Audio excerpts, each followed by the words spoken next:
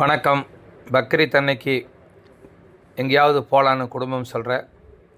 2 குடும்பமாக சேர்ந்து போனோங்க. வால்பாறை போகலான்னு சொல்லி நவமலைன்னு சொல்லக்கூடிய ஒரு இடத்துக்கு போனோம். இந்த பகுதியில் போகும்போது பார்த்திங்கன்னா, நிசப்தமான ஒரு இடம். ஜன நடமாட்டமே இருக்காது. யானைகள் தான் வரும் போகும், மான் போன்றதெல்லாம் இருக்கும். ஆனால் இதுக்கு நீங்கள் போகும்போது 2, 3 குடும்பமாக போங்க, அதுதான் நல்லது. நாங்கள் அப்படி தான் ஒரு 2 குடும்பம் போனோம். அங்கேயும் ஒரு குடும்பம் இருக்கிறாங்க, அவங்களையும் பார்க்கலான்ட்டு தான் போனோம். ஸோ ஆள் இல்லாத இடத்துக்கு போகிறத தவிர்க்கணும். அது பாதுகாப்பற்றதாக இருக்கும்.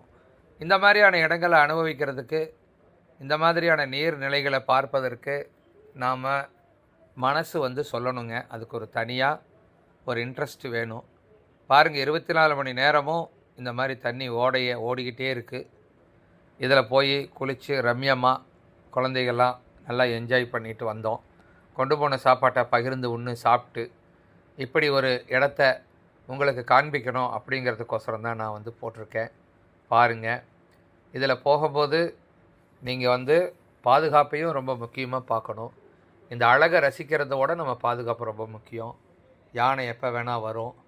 அதே மாதிரி அந்த வாகனத்தில் இந்த பாலத்தில் குளிக்கும்போது யானை அங்கே நின்றுட்டுருக்குங்க, இப்போ போகாதீங்க அப்படின்னு சொல்கிறவங்களும் இருக்காங்க. அதை நம்ம அனுசரித்து வரணும்.